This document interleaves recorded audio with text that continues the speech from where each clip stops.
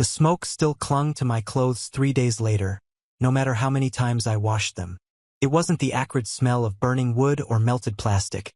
It was something deeper, something that had burrowed into the fabric of my life and refused to let go. I stood in the parking lot of the Riverside Inn, a budget motel on the edge of town where the neon sign flickered between VA Annecy and darkness, watching my wife Sarah buckle our daughter Lily into her car seat. The morning sun cast long shadows across the cracked asphalt, and I could see the exhaustion written across Sarah's face in lines that hadn't been there a week ago. Preparing and narrating this type of story took us long efforts and hard work. So if you are enjoying the story, please consider subscribing to our channel. We'll figure this out, I said, though my voice sounded hollow even to my own ears. I was 34 years old, a high school history teacher with a master's degree and 12 years of steady employment, and I was about to send my family to stay with my parents while I slept in my car.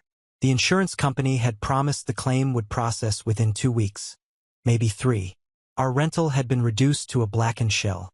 Faulty wiring in the walls, the fire inspector had said. Nothing we could have prevented. Everything we owned had either burned or been destroyed by water and smoke damage. The Red Cross had given us vouchers for 3 nights at the motel, and those 3 nights were up. Your parents will understand, Sarah said, but there was uncertainty in her voice. She adjusted Lily's purple backpack, the one we'd bought at a department store with our emergency credit card because everything else, every toy, every book, every piece of her childhood, had been incinerated. Lily was 5 years old, and she kept asking when we could go home. We'd stopped trying to explain that there was no home to go back to. I had called my parents the day after the fire. My mother had answered on the 3rd ring, her voice bright and cheerful until I told her what had happened. Then there had been a long pause, the kind that stretches out until you can hear your own heartbeat in the silence. "Oh, Marcus," she'd said finally. "That's terrible. Just terrible." I'd waited for her to offer, to say what parents are supposed to say. "Come stay with us, we'll make room. Family takes care of family." Instead, she'd said, "Have you called your insurance?" And, "I'm sure the Red Cross can help with temporary housing." When I'd pressed, gently at first, then with growing desperation, she'd passed the phone to my father. Dad had always been the practical one, the engineer who solved problems with spreadsheets and logic.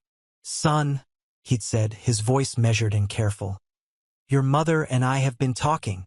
We've got the spare bedroom set up as her craft room now, and I've been using the basement for my workshop. We're just not equipped for guests right now. But Sarah and Lily can take the craft room. We can make that work." "What about me?" I'd asked, and even now, standing in the parking lot 3 days later, I could hear the way my voice had cracked on those 3 words. "You're a grown man, Marcus. You'll figure something out. The important thing is that Sarah and Lily are somewhere safe and comfortable. Your mother's already planning meals for them. It'll be good for Lily to spend time with her grandparents." I had stood there in the motel room, holding the phone like it might explain something I didn't understand, while Sarah watched me with growing concern. "They said there's room for you and Lily?" I told her, because I couldn't bring myself to say the truth out loud. "I'll stay with a friend. David's got a spare couch." David was my colleague at Jefferson High, a fellow history teacher who lived in a studio apartment barely big enough for 1 person. But it had seemed easier to lie than to admit that my own parents had divided my family like unwanted furniture. Now, watching Sarah's face as she pretended to believe me, I felt something crack inside my chest. We'd been married for 7 years, together for 9. She knew me well enough to sense a lie, but she was too tired to push. Lily waved at me through the car window, her small hand pressing against the glass, and I waved back with a smile that felt like broken glass in my mouth. "I'll come by tomorrow evening," I said. "We can have dinner together. Your mom's making that pot roast Lily loves." Sarah nodded, but her eyes were searching mine. "Mark, if something's wrong." "Nothing's wrong," I interrupted too quickly. "Everything's fine. Go. The sooner you get there, the sooner Lily can settle in." I watched them drive away, Sarah's 12-year-old Honda disappearing around the corner, and then I was alone. My own car, a 10-year-old Subaru with 140,000 miles and a temperamental heating system, was packed with the few salvaged items we'd managed to rescue. Some water-damaged photo albums, a box of legal documents that had been in a fireproof safe, a handful of clothes that smelled like smoke and loss. I told myself I'd spend the night at David's, but the truth was I couldn't bring myself to explain the situation to anyone else. The humiliation felt too raw, too freshly exposed. Instead, I drove to the 24-hour diner on Maple Street, the one where students sometimes spotted me on weekends and waved awkwardly over their plates of disco fries. I ordered coffee and sat in a corner booth, making it last for 2 hours while I scrolled through apartment listings on my phone. Everything required first month, last month, and security deposit. Money we didn't have with our savings account empty and the insurance payout still weeks away. I called 3 landlords and got the same answer each time. Without the deposit, there was nothing they could do. By the time evening fell, I'd driven to my parents' house in the suburbs, that familiar split-level colonial where I'd grown up shooting baskets in the driveway and learning to ride a bike on the sidewalk. The maple tree I'd climbed as a kid still stood in the front yard, though it seemed smaller now, less magical. I parked down the street, far enough away that no one would notice my car, and watched through the front window. I could see my mother moving around the kitchen, see Lily's small silhouette bouncing excitedly, see Sarah sitting at the dining table with her shoulders slumped forward. My father appeared in the frame, laughing at something Lily had said, and I felt a surge of anger so intense it made my hands shake. This was the man who'd taught me to tie my shoes, who'd helped me with my college applications, who'd given a tearful speech at my wedding about how proud he was of the man I'd become. And now he'd closed the door in my face without a second thought. I drove away before anyone could see me, back through the familiar streets of my childhood, past the elementary school where I'd learned to read, past the park where I'd played Little League baseball. The town felt different now, like I was seeing it through glass, separated from the life I'd thought was mine. I ended up in the parking lot of a Target, where I used the bathroom and bought a camping blanket with what was left on my credit card. Then I drove to the far end of the lot, away from the lights, and reclined my seat as far as it would go. The night was cold for October. I wrapped myself in the blanket and tried to sleep, but every car that passed sent headlights sweeping across my face, and every sound made me startle awake. I'd read about people living in their cars, had seen them parked in various lots around town, but I'd never imagined I'd be one of them. I was educated. I had a career. I'd done everything right. Worked hard, saved money, built a life, and somehow it had all evaporated in a single night of flames and smoke. My phone buzzed around midnight. Sarah, we're settled in. Lily's asleep. Your mom made up the craft room really nice. Where are you? I stared at the message for a long time before typing back. At David's. Comfortable couch. Don't worry about me. Kiss Lily for me. The lie tasted bitter, but the truth felt impossible to speak. I must have dozed off eventually because I woke to someone tapping on my window. My heart hammered as I sat up, disoriented, blanket falling away. A security guard stood outside, flashlight in hand, his expression somewhere between suspicious and concerned. I rolled down the window, cold air rushing in. You can't sleep here, he said, not unkindly. Store policy. I'm sorry, I said, my voice rough with sleep. I had a long drive. I'll move on. He studied me for a moment, and I wondered what he saw. A middle-aged man in a stained jacket, sleeping in his car in a Target parking lot at 2 in the morning. There's a rest stop about 15 miles north on the highway, he said finally. Nobody bothers you there. I used to sleep there myself between jobs. I thanked him and drove away, humiliation burning in my chest. The rest stop was exactly as he'd described. A forgotten patch of asphalt with a picnic area and bathrooms that reeked of industrial cleaner. 3 other cars were parked there, their occupants invisible behind fogged windows. I took my place among them, another ghost in the night, and finally managed a few hours of fitful sleep. The next morning, I woke to sunlight streaming through my windshield and my back screaming in protest. I was 34 years old, and I felt like I'd aged a decade overnight. I brushed my teeth in the rest stop bathroom, splashed water on my face, and tried to make myself look presentable.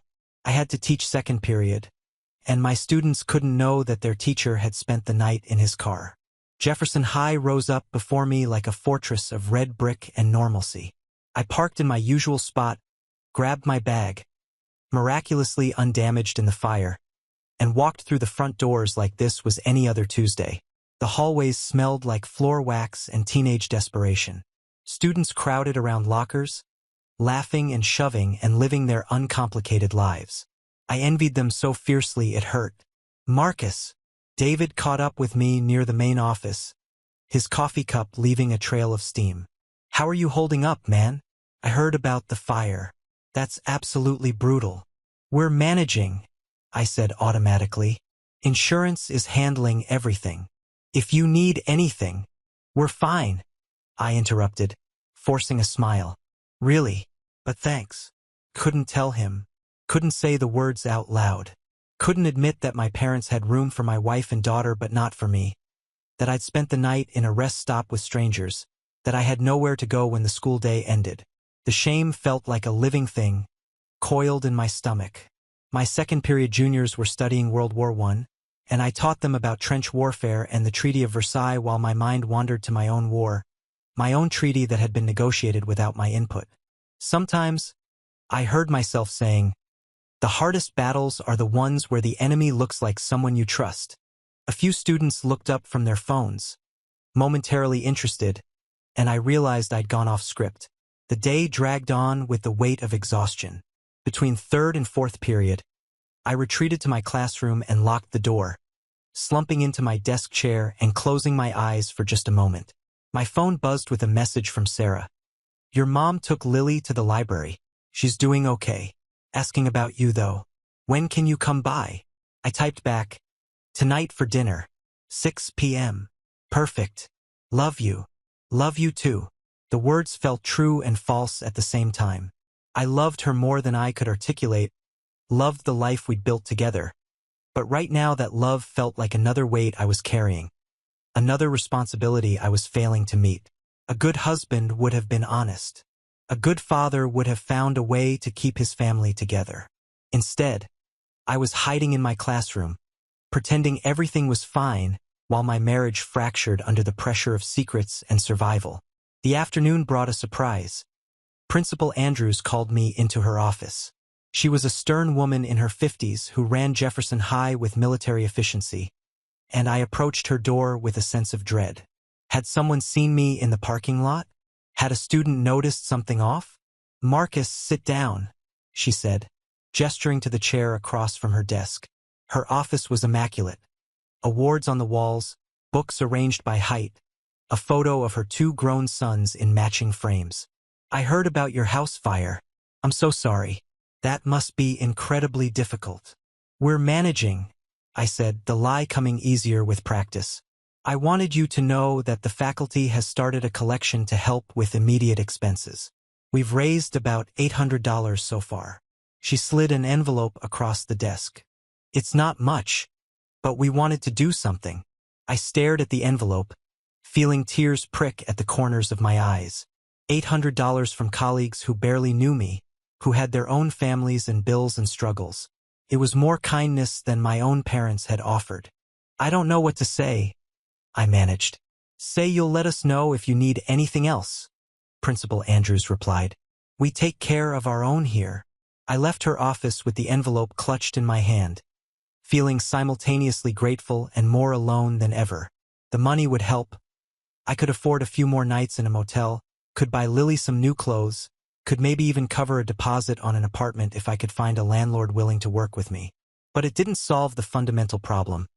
I was homeless because my own parents had decided there was no room for me in their house. That evening, I pulled up to my parents' house at exactly 6 o'clock. I'd stopped at a gas station bathroom to wash my face and change my shirt, trying to erase any evidence of how I'd spent the last 24 hours. Sarah opened the door before I could knock, and Lily came running, throwing her arms around my legs. Daddy, Grandma has a whole room just for making things. She showed me how to use stamps. I scooped her up, breathing in the scent of her shampoo, something my mother must have bought, since all of Lily's toiletries had burned. That sounds amazing, sweetheart. Did you have fun today? Grandma took me to the library and I got 5 books. And Grandpa said maybe we can go to the park tomorrow if it's not too cold. Over Lily's shoulder, I could see my mother in the kitchen, stirring something on the stove. She glanced at me and quickly looked away, and I recognized the expression on her face. Guilt mixed with determination, the look of someone who'd made a decision and was committed to defending it. Dinner was pot roast, just as promised, served on my mother's good china with cloth napkins and crystal glasses. We sat around the dining table where I'd eaten thousands of meals growing up, and for a moment I could almost pretend nothing had changed. Lily chattered about her new books. Sarah asked about my day at school. My father talked about a project he was working on in his basement workshop. My mother served seconds and made sure everyone had enough gravy. And through it all, nobody mentioned the elephant in the room. That I would leave after dinner and drive back to my car, back to another night of sleeping in rest stops and hoping security guards would leave me alone. "So Marcus," my father said, cutting into his pot roast with surgical precision, "have you heard from the insurance company? Any timeline on when you can get back into a place?" 2 to 3 weeks for the claim to process, I said. Then we'll need to find an apartment, get first month and deposit together. I'm looking at places, but everything moves slowly. "Well, it's good that Sarah and Lily are here where they're comfortable," my mother said, not meeting my eyes. "Lily's already talking about decorating her room. The craft room, with some of her library books." "Her room?" I repeated, and I heard the edge in my own voice. Sarah shot me a warning look, but I couldn't stop myself. "That's great that she has a room, that you made space for her." The table went silent. My father set down his fork with deliberate care. "Marcus, I'm just saying it's good that you had room," I continued, my voice rising despite myself, "that you were able to make room for some of us." "Marcus, stop," Sarah said quietly, her hand on my arm, but I couldn't stop. 3 days of sleeping in my car, of washing up in gas station bathrooms, of lying to everyone about where I was staying. It all came pouring out. "You have a 4-bedroom house. For bedrooms. And you couldn't find space for me? Your own son." My mother's face flushed red. "We explained this. The craft room is barely big enough for Sarah and Lily. Your father needs the basement for his workshop. Our bedroom is our private space. Where exactly did you think we'd put you?" "I don't know, Mom. Maybe the couch? Maybe anywhere that wasn't leaving me homeless." "You're not homeless," my father said sharply. "You're a grown man with a job and friends. Sarah and Lily needed a stable place. And I don't." The words came out louder than I'd intended, and Lily's eyes went wide.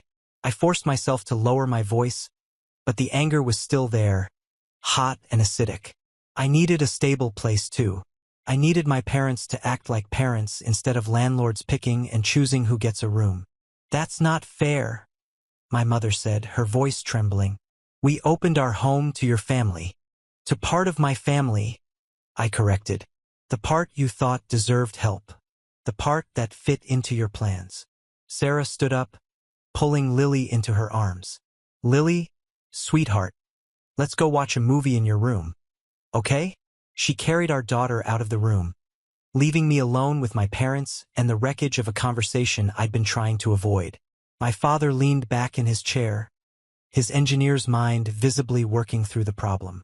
"You're being dramatic. We're helping as much as we can. You're perfectly capable of figuring out your own accommodations." "I've been sleeping in my car," I said flatly. "In rest stops and parking lots. That's how capable I've been." My mother gasped, her hand flying to her mouth. My father's expression didn't change, but I saw something flicker in his eyes. Surprise? Maybe, or discomfort. "You told Sarah you were staying with David," he said. "I lied, because I was too embarrassed to tell her that my own parents shut me out." I stood up, my chair scraping against the floor. "I came here tonight thinking maybe there was a misunderstanding, that maybe you'd realize how this looks, how it feels. But you know what? You don't care. You made your choice, and you're committed to it." "Marcus, sit down," my father said. "Let's discuss this rationally." But I was done discussing. I was done pretending this was rational or fair or anything other than a betrayal. I walked out of the dining room, down the hallway where my school photos still hung on the walls, past the living room where I'd learned to play chess with my grandfather. Sarah met me at the front door, Lily safely out of earshot upstairs. "Mark, what happened?" she whispered urgently. "I told them the truth," I said, "about where I've been staying." Her face went pale. "You've been sleeping in the car? Why didn't you tell me?" "Because I didn't want you to worry. Because I thought I could handle it." I ran my hand through my hair, feeling the exhaustion settle into my bones. "They have room, Sarah. They have 4 bedrooms and they chose not to make space for me." "Oh, Mark." She wrapped her arms around me, and for a moment I let myself lean into her, let myself feel the weight of everything I'd been carrying. "We'll figure this out. Together. There has to be another way." "There is." My mother's voice came from behind us. She stood in the hallway, twisting her hands together. "There's the pull-out couch in the den. It's not much, but—" "No," I said, pulling away from Sarah. "I'm not taking charity now that you feel guilty. You made it clear I'm not welcome here." "That's not true," my mother protested. "We just didn't think." "You didn't think I'd actually end up homeless? You thought I'd magically figure something out, and then you wouldn't have to deal with the inconvenience." I shook my head. "Keep your couch. I'll manage on my own." I kissed Sarah goodbye, told her to kiss Lily for me, and walked out into the night. Behind me, I could hear my mother crying, my father's low voice trying to calm her. But I couldn't bring myself to care. They'd made their choice and I'd made mine. I drove back to the rest stop, my usual spot, and settled in for another night. But this time felt different. I'd spoken the truth out loud, had named the thing that had been eating at me, and somehow that made the car feel less like a prison and more like a temporary way station. I had the faculty collection $800. I had 2 weeks until the insurance check arrived. I had a wife who loved me and a daughter who needed me to be strong. And I had a plan. The next morning, I woke early and drove to a Planet Fitness, one of those 24-hour gyms where you could get a membership for $10 a month. I signed up, showered in their clean facilities, and shaved at a sink with actual hot water. Felt like luxury. Then I went to work, taught my classes, and spent my lunch period calling every landlord in my phone. By 3 o'clock, I'd found one. A woman named Mrs. Chun who owned a small apartment building near the university. She had a studio available, and when I explained my situation honestly, the fire, the insurance delay, the temporary homelessness, she offered to let me move in with just the first month's rent up front, holding the deposit until my insurance came through. "My family came here with nothing," she said over the phone. "I know what it's like to need someone to take a chance on you." I wanted to cry with relief. Instead, I thanked her profusely and promised to bring a check the next day. The studio was tiny, just 1 room with a kitchenette and bathroom, but it was mine. It was shelter. It was proof that I could rebuild. That evening, I drove to my parents' house one more time. Sarah answered the door, surprise and hope mixed on her face. "Mark, is everything okay?" "I found an apartment," I said. "I can move in tomorrow. It's small, but it's enough for now. And once the insurance comes through, we can find something bigger for all of us." She hugged me tight, and I felt some of the tension drain from my shoulders. We were going to be okay. Not today, maybe not next week, but eventually. My mother appeared in the doorway, her eyes red from crying. "Marcus, please, come in. Let's talk." I shook my head. "There's nothing to talk about. You made your choice. Now I'm making mine. We were trying to help. By dividing my family? By making me feel like I wasn't worth the space I'd take up." I kept my voice level but firm. "I'm not angry anymore. I'm just done. Sarah and Lily can stay here until we get the insurance money and move into a bigger place. But I won't be coming around. I can't."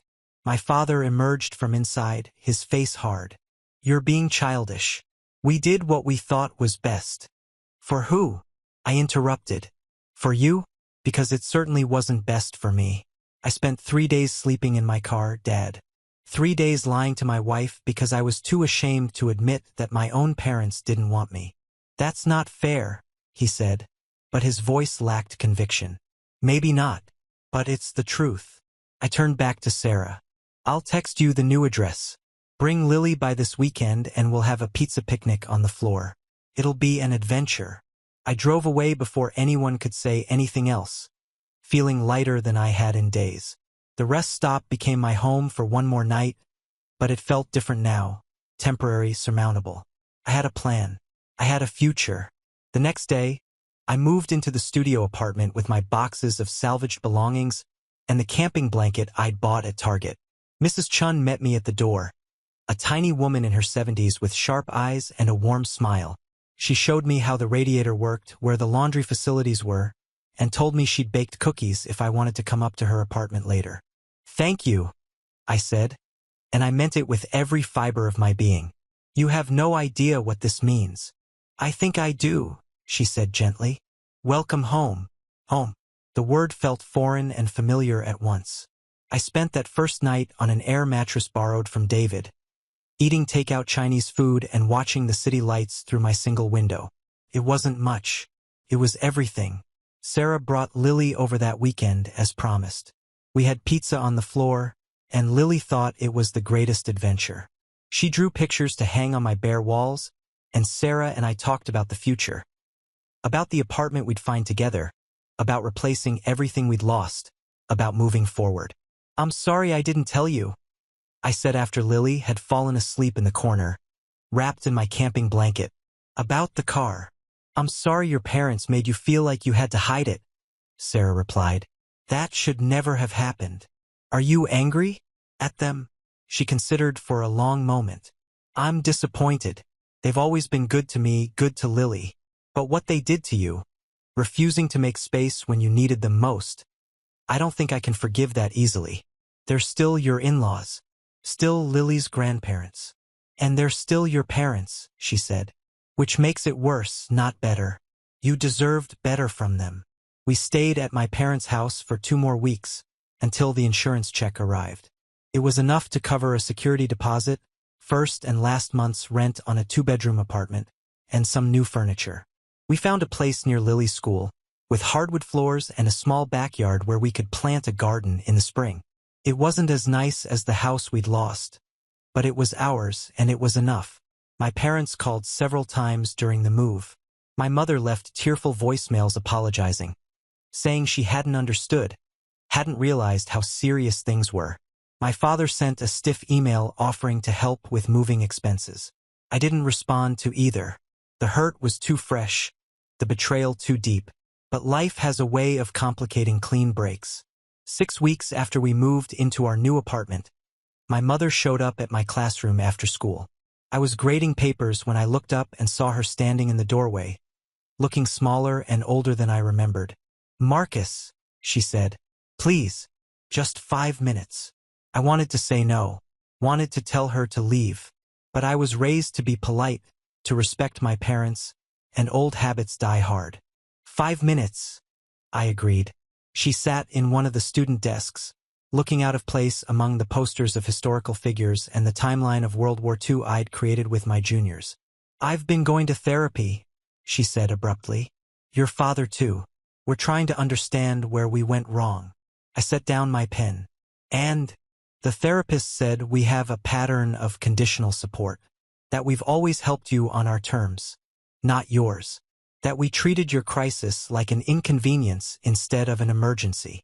She twisted her hands in her lap, a gesture I recognized from my childhood.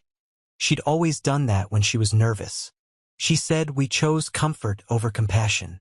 "She's right," I said quietly. "I know, and I'm sorry. I'm so sorry, Marcus. We convinced ourselves we were doing the right thing, that you were strong enough to figure it out, that Sarah and Lily needed us more. But the truth is, we were scared. Scared of the disruption. Scared of the chaos. Scared of having our routines upset. And we hid behind those fears instead of being the parents you needed."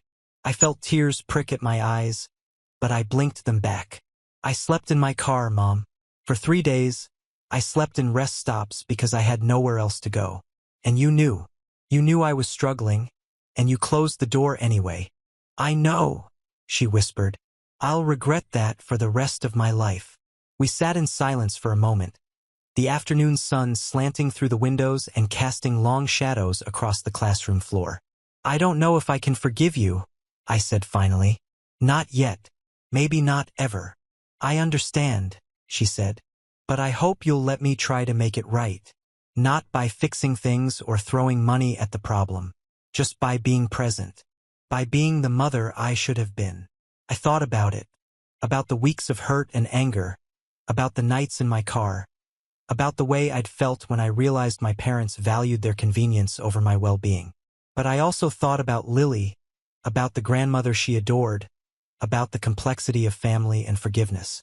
"I can't promise anything," I said, "but I won't shut the door completely. Maybe Sunday dinners once a month. We'll see how it goes." Her face crumpled with relief. "Thank you. That's more than I deserve." She left, and I sat alone in my classroom for a long time afterward, thinking about parents and children, about the ways we fail each other and the ways we try to repair the damage. It wasn't a happy ending. It wasn't really an ending at all. Just a pause. A moment to breathe before the next chapter began. That night, I told Sarah about my mother's visit. We were sitting on our new couch, a second-hand find from Craigslist that was surprisingly comfortable, while Lily slept in her bedroom down the hall. "What do you think?" I asked. "Am I crazy to even consider letting them back in?" Sarah was quiet for a moment. "I think you're human. I think family is complicated, and hurt doesn't just disappear because someone apologizes. But I also think you'll regret it if you don't at least try. Not for them, for you. What if they hurt me again?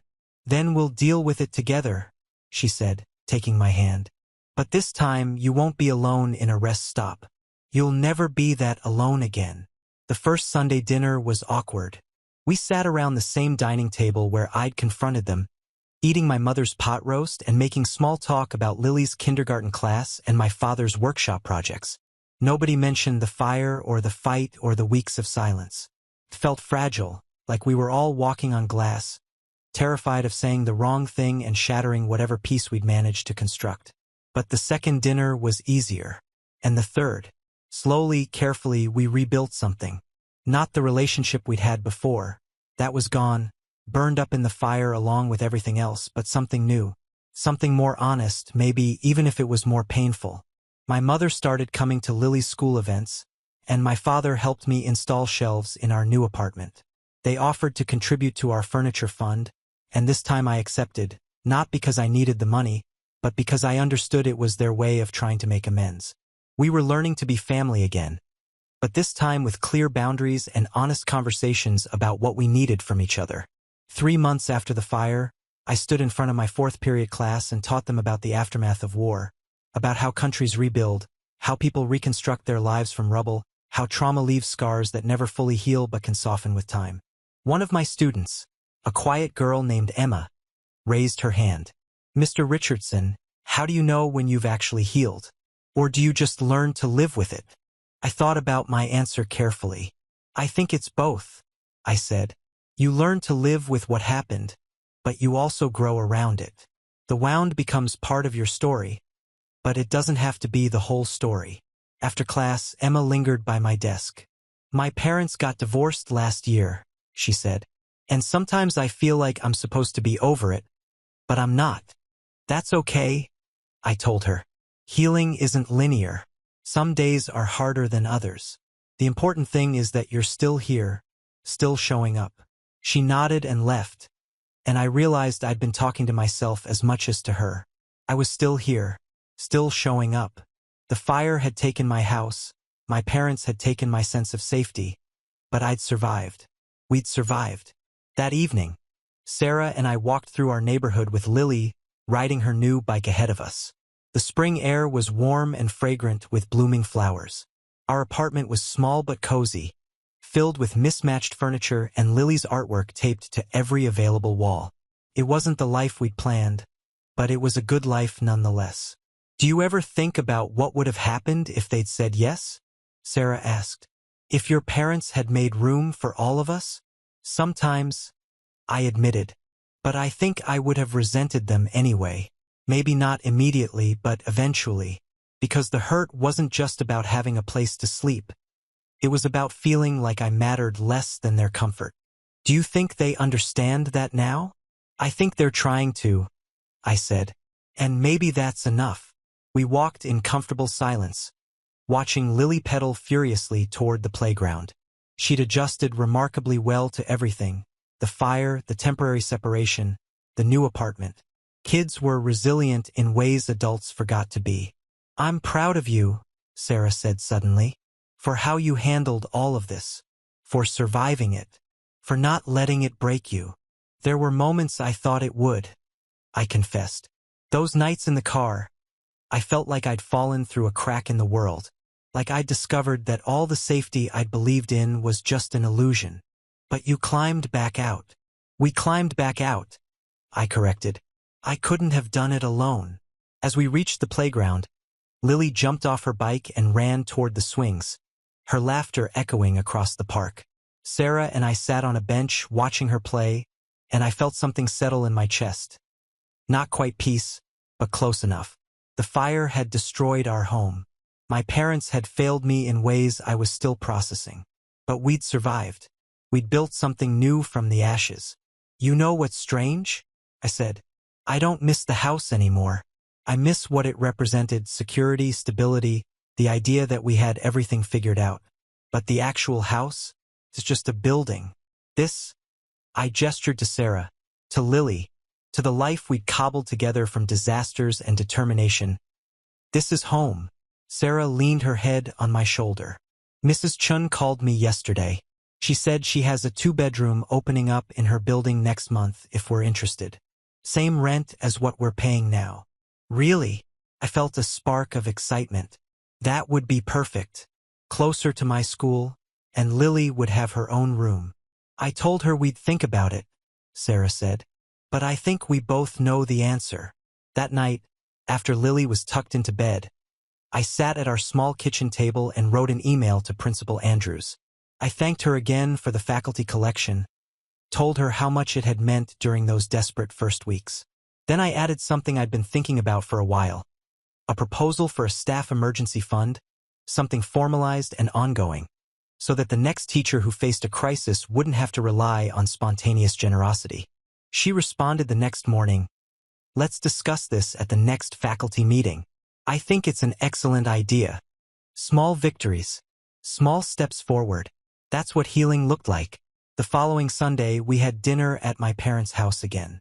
This time, my father pulled me aside afterward while my mother played a board game with Lily in the living room. "I wanted to show you something," he said, leading me down to his basement workshop, the space that had been too precious to give up, too important to share. He opened a drawer and pulled out a folder.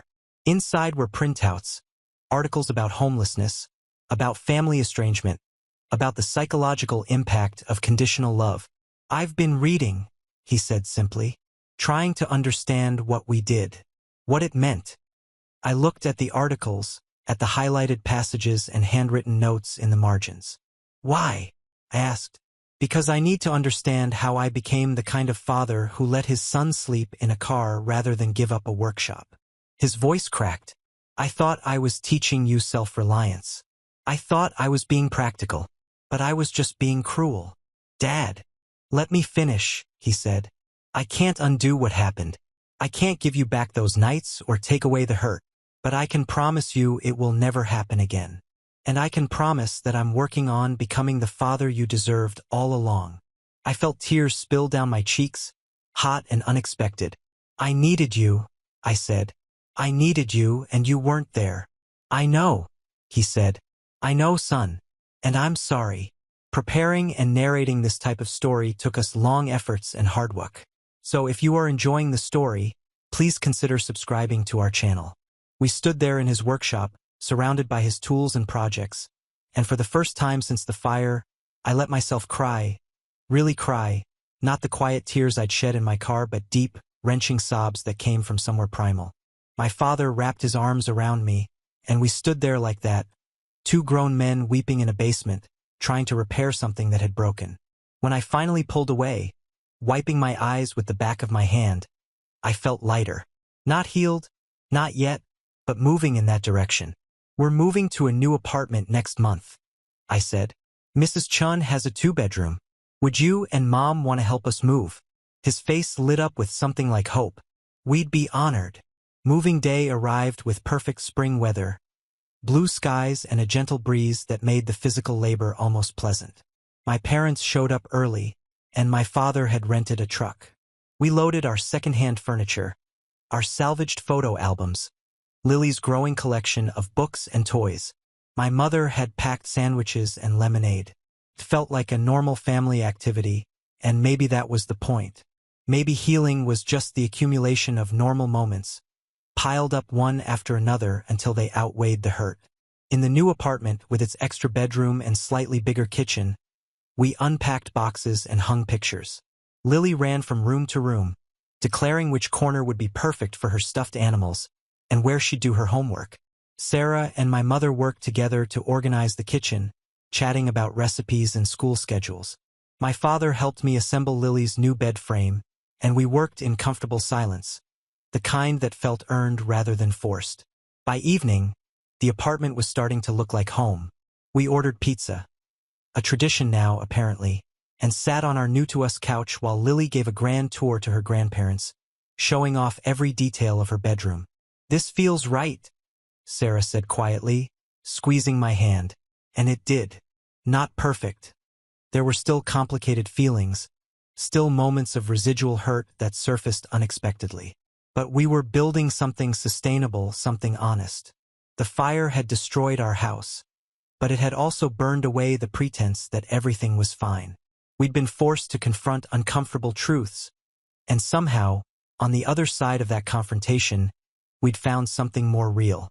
As my parents were leaving, my mother hugged me tight. "Thank you for giving us another chance," she whispered. "Thank you for doing the work to deserve it," I replied. After they left, I stood in the doorway of Lily's new room, watching Sarah read her a bedtime story. The walls were bare except for Lily's drawings, and the furniture was mismatched, but it was ours. We'd built it together, piece by piece, from the ruins of what we'd lost. I thought about the teacher I'd been before the fire, comfortable, maybe a little complacent, secure in the belief that hard work and good choices would protect me from disaster. That version of me was gone, burned up with everything else. In his place was someone more resilient, more aware of how fragile security could be, more grateful for the small kindnesses that held the world together. Mrs. Chun had taken a chance on me. My colleagues had pooled their money without being asked. Sarah had stood by me through lies and breakdowns and nights in parking lots. And my parents, imperfect, flawed but trying, were learning to be the family I needed. The fire had taken so much.